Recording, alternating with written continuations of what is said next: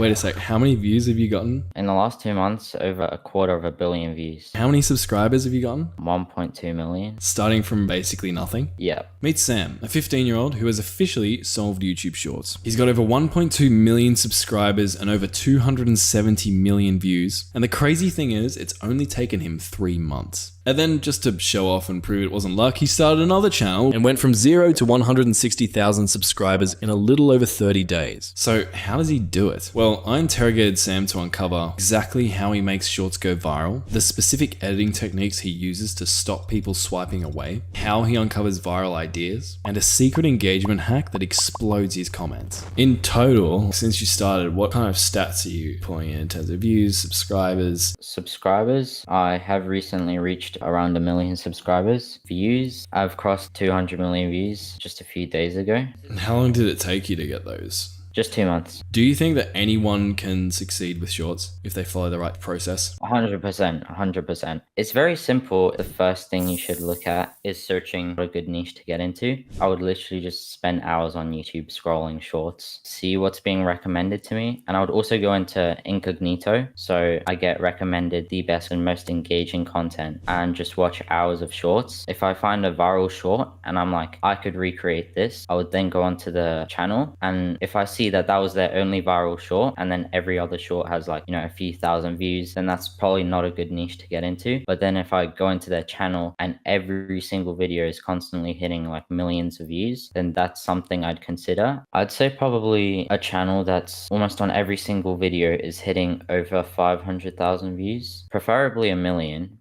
to like 10 million, then that's probably a good channel and a good niche to look into. Just by watching maybe 30 minutes of that channel's content, you are then going to be recommended hundreds of other videos from other channels within the same niche. So then after I would watch his content, I'd probably just reload YouTube and see what's on my homepage. And if I see other similar videos that are from a different channel in the same niche, I would then watch those. And then for every channel that I do find, I'll subscribe to those channels so I can go back to them, or I'll just keep the link open and I'll just create a new tab. I probably wouldn't get into a niche where there's more than 5 really big creators with like hundreds of thousands of subscribers who are hitting millions of views. But then if there's like 50 accounts where there's like a few hundred or a few thousand subscribers, then I wouldn't really worry about that because they don't really impact you that much. You want to compete with the biggest, not the people that have hundreds of subscribers. How much time would you say that you've spent studying different shorts, and like how many shorts did it take you to kind of like really nail down your formula and fine tune your intuition for virality? It probably took me around a few months of studying shorts while also posting my own shorts and trying to put in new things that I have learned from watching other people's shorts into my newer shorts. Yeah, it doesn't have to be hours. Even if you're just scrolling like 10 minutes a day, maybe, that would probably get you there. You will find some really good niches and channels where you could probably compete in. If you're entering a new niche and your competitors are like obviously hitting millions of views or even hundreds of thousands and you're not yet, what you're aiming to do is create videos that could be posted onto your competitors' channels and no one would realize. Like the quality is the same. What is it that you're trying to copy or model? Like how do you actually go about stealing and repurposing those ideas?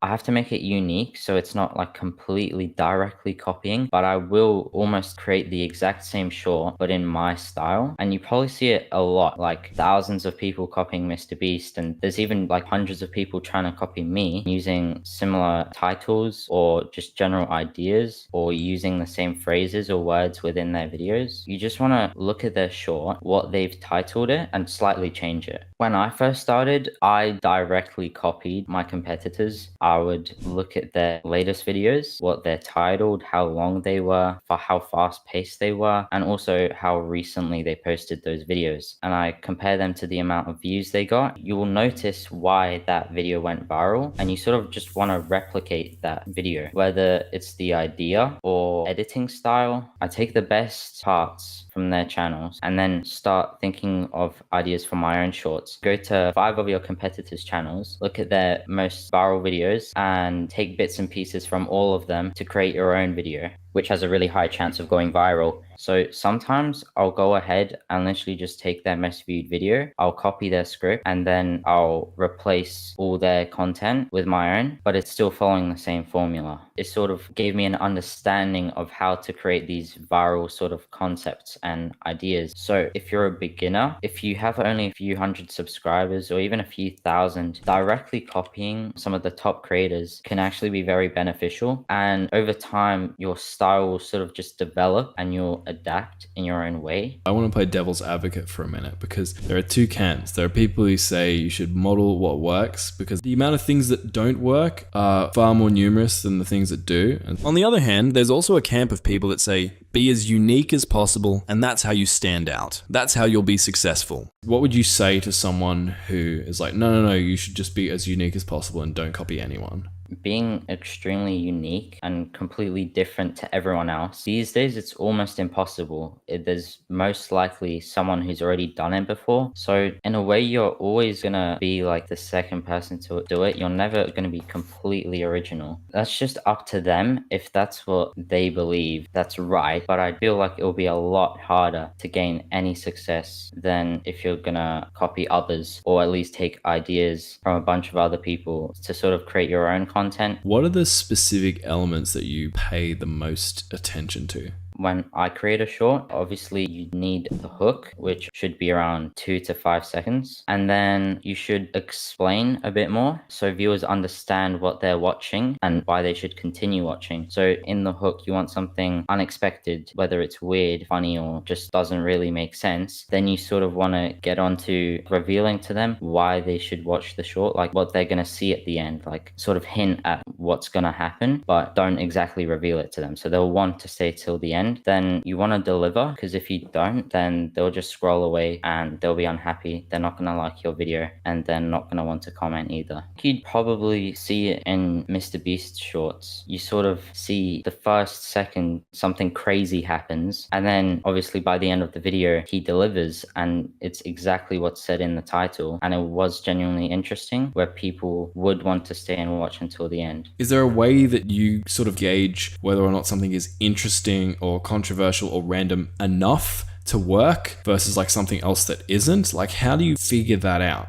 I think that just comes naturally over time from studying shorts and also studying your own shorts that you've posted. But what I am aware of is that I do have a good understanding of the levels of how interesting it has to be, but I can't really exactly explain it. So you see what has worked in the past, what is working for you. Even if you're not getting millions of views, chances are you've probably gotten like 10,000 views on one of your videos, but every other video gets like 500 views. You did something in that 10,000 view video that got you that 10,000 views, and you want to find out what that thing was and then replicate it in every video that you post in the future. For shorts, generally just fast-paced things tend to do a lot better than kind of slow. So with your voiceover, you want to be talking fast or speed it up in your editing software. You just look at other shorts and how fast the pacing is, like where every cut is, how often they transition into a new scene. Are they talking for longer than 5 seconds without switching the visual part of the screen? And you want to apply the same to your video. Even if you're in like the gaming niche or something, you can look at cooking or something and you just look at how often the screen transitions into something else and you just apply that into your own video.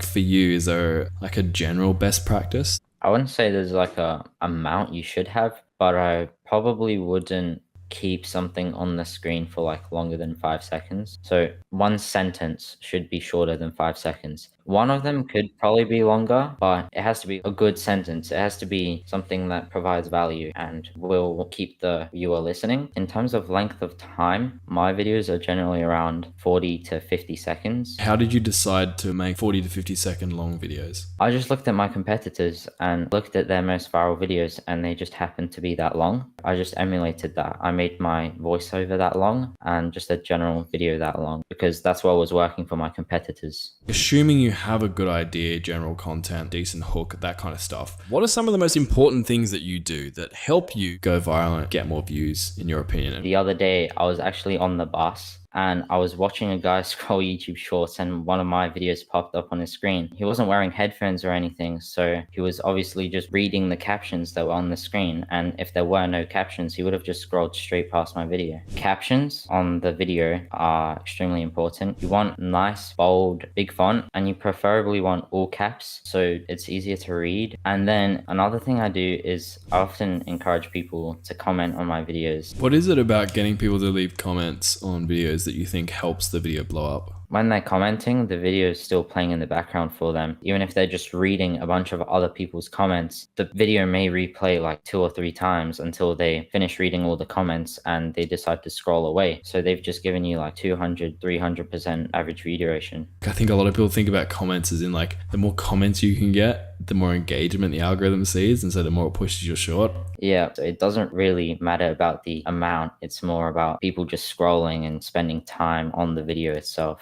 I have specific ways in which I get my viewers to comment for my videos. You just have to act like you don't know the answer to something. Say something simple or easy that should make sense to you, but you act like you don't understand it. Then people will often want to go to the comments to like, not say you're stupid, but like they just want to prove you wrong and will say like, oh, you're wrong, this is wrong, and this is right. So that's quite a good tactic sometimes. Or you can say something that's wrong. So if you say incorrect information, that gets a lot of comments as well, because people are just like, oh, that doesn't make sense, you're wrong, because they just want to point it out. It's just something people like doing. So that's one thing. Another thing is a lot of the time saying something funny will make people go straight to the comments and point that out, like, oh, there's this funny point at 30 seconds of the video, which I find interesting. Like, it's just like a random funny line. It can be a word or two, and people will not notice that and point that out in the comments and laugh about it. So I leave 1 or 2 funny things, generally around after the first sentence. Then I'll have maybe 2 more sentences and then another joke or call to action. So like a comment or a subscribe thing. It will get you a lot of subscribers as well, like a lot more than if you don't ask for them. You mentioned that every niche has different strategies that you can use to kind of creatively get comments. Without revealing what your channel is,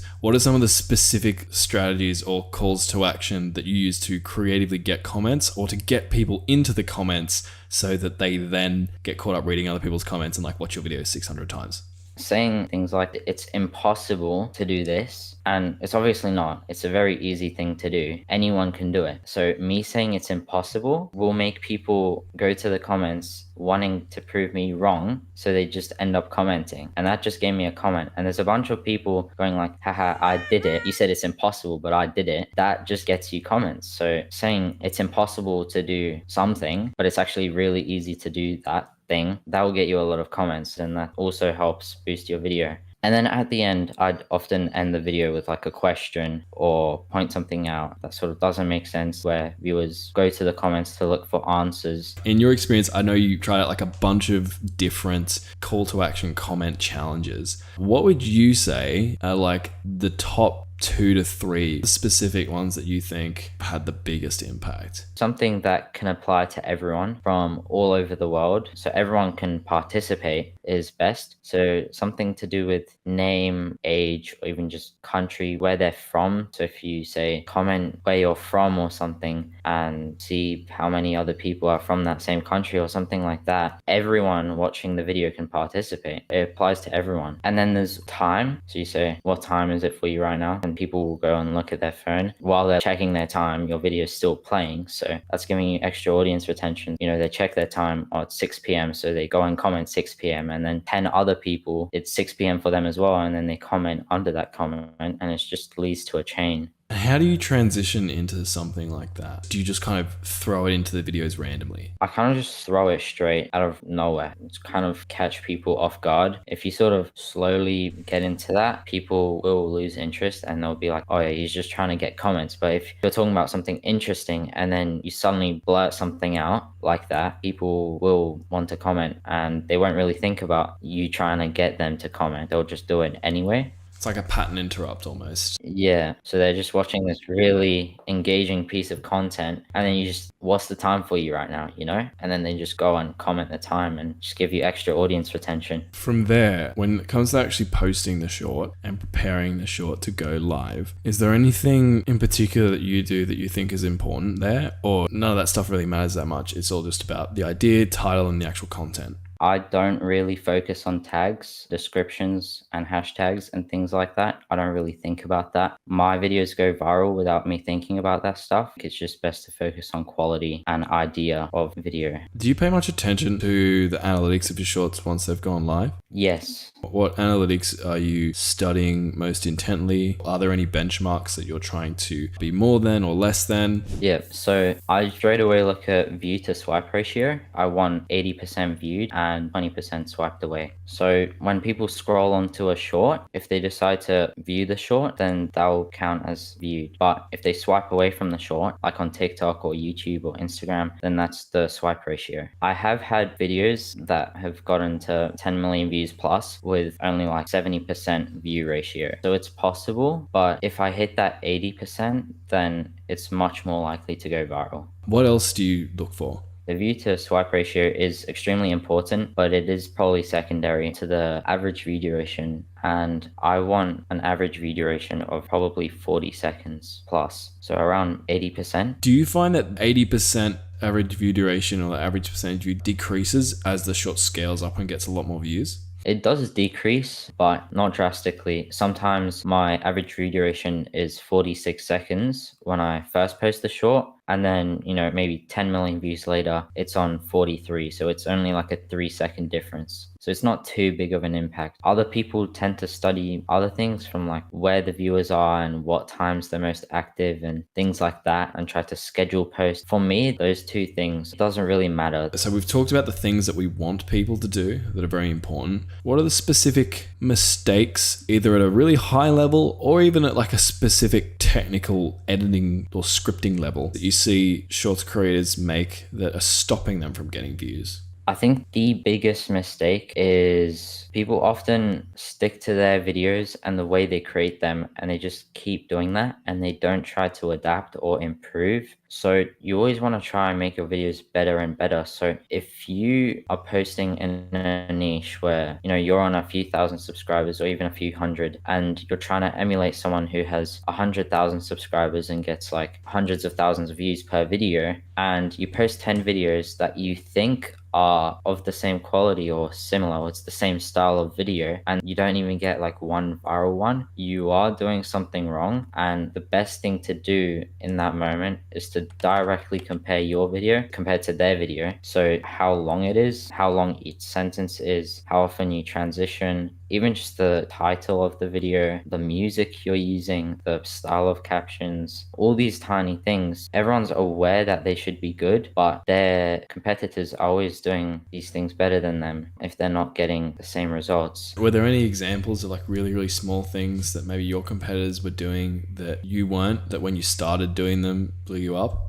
Length of video really matters. So it depends on niche. I post around 40 to 50 second videos. Sometimes I do 30 seconds, but I find that my videos perform better when they're 40 to 50 seconds. One thing that you might be doing wrong is just the length of the video. So if you just look at how long your video is, if it's 15 seconds and then your competitors are doing 25 seconds or 30 seconds, then you should obviously try doing 25 to 30 seconds for your next video. Then again, it could just be how often the visuals change. So you just want to time everything. You can get your phone out, get their video on your screen, put your stopwatch on, and just like tap it every time the visual changes or something, and see how often they've done that, and then compare it to your video. We use that technique with my students. We call it the case study strategy, but I've never heard about using like the lap feature on a stopwatch. I might steal that. Yeah, so that's something I've personally done. So you're always aiming for quality. It could just be the video or audio quality. So if you don't have a very good voiceover because you don't have a mic, or you're not using a particularly good phone, then that could just be the issue. Some people may not be able to afford better gear for their content, which is understandable. But I guess that's the first thing you should look at improving. if that's something that's different. If your competitors have like crystal clear audio and yours is really choppy, then that's probably the biggest thing that's setting you back. We've talked about a lot of things today, but just to sort of like summarize this for the people watching, let's imagine that both of your successful shorts channels right now get copyright striked and deleted. That would be terrible, but knowing what you know, or at least me knowing what I know you know, I think you'd be able to start another successful channel. Walk me through exactly what you would do, like starting right after this call, to start another channel, get back on top and blow it up. Yeah, straight away, I would just go onto YouTube on incognito mode and just scroll shorts for hours. And you don't have to do it for hours on end, but if you just scroll for maybe 20 minutes a day, you can do that over a week, over 2 weeks, over a month. But I prefer to just, do 5 hours in one day or something because it's just quicker. But if you want to space it out, you can do that. And then I would try find really high performing videos, probably over 1 million views. And then I'd go onto those accounts. And if every single video that they've posted is hitting like 1 million views and above constantly, then I know that's a good channel. They're obviously really successful. And then I would look at when they created that channel. And if it's like an 8-year-old channel and they started posting ages ago, then I might question like, okay, this is maybe not the best niche to enter because they've been at this for 8 years and I'm looking for something that I can blow up, within a week. So what I'll look for is channels that are maybe a month old or less even. So you want to find the newest possible channel with the highest amount of views. You'll definitely find a bunch of these, and maybe you can find around 5 niches that seem really good that you could possibly enter and create the same level of quality. And you can do that because your level of editing or even just script writing or making videos. Just as a content creator in general, only you know how well you can make your videos. So really think about, can I compete in this niche? Can I make my videos as good as these people? And if the answer is yes, then that's something really good to look into, and that's probably what I'd do. Then I'll just look at all of them, and if they're all great and if they're all easy to do, I would probably just choose whatever seems most interesting or like most appealing to me, because there are a bunch of niches where the videos you might create will go viral, but you might get bored of it or it might not be as fun as another niche. So you want to find something that you also enjoy creating while creating it. Otherwise you will get bored of it and you will lose motivation. Even if you're monetized and you're getting millions of views per video, you will want to give up eventually because it does get tiring and you get exhausted. So yeah, and then I'll just choose what I would enjoy most. And then for my first video, I would probably just take their best performing video. If they have hundreds of thousands of views on their latest 10 videos, I would look at maybe their one video that got 50 million views like a month ago or something. And I would take that script and I would put that into a Google document and I would just edit it so it's different, but it still follows the same structure. So you have the structure of a 50 million view video, but you edit it so it is slightly different. And even if people point out that you've stolen that idea or taken that idea, like some people consider it bad, but I think it's the best thing to do. So I now have a script that has viral potential because it basically has gone viral in the past. And then I'll create the voiceover for that for the same quality that they have created. And I will try to make the voiceover the same length as they have as well. So if I speak too fast and make a 10-second video, but their voiceover ended up being 20 seconds, that's obviously not good. And I want to make my voiceover 20 seconds as well. So I want to emulate their video as much as possible. And then editing, just do the same thing. Just copy their cuts. You can use different images, different background footage, whatever, but you want to still copy their cuts and transitions within their video, because the cuts that have been in that video have made that video get 50 million views. And then that's how I would go around editing it. And then for posting it, I would just take their title, paraphrase it, put that in my video. Tags don't matter to me too much, but I do still use them. I use a tool called tagsextractor.com. So I extract the tags from his video, or you can use vidIQ as well. And then I just take a bunch of his tags, put those into my tags in video while I'm posting it. And then I'll probably delete a bunch and add in a few of my own. And then I'd post it and see how that goes. If you follow everything that I've said and it's the same quality, if not even better, that video should go viral. And if it doesn't, then I don't know, because it just has to. It's like really that simple. It can take time sometimes, so maybe you won't get 1 million views on the first day. I've had a few videos of mine that were on like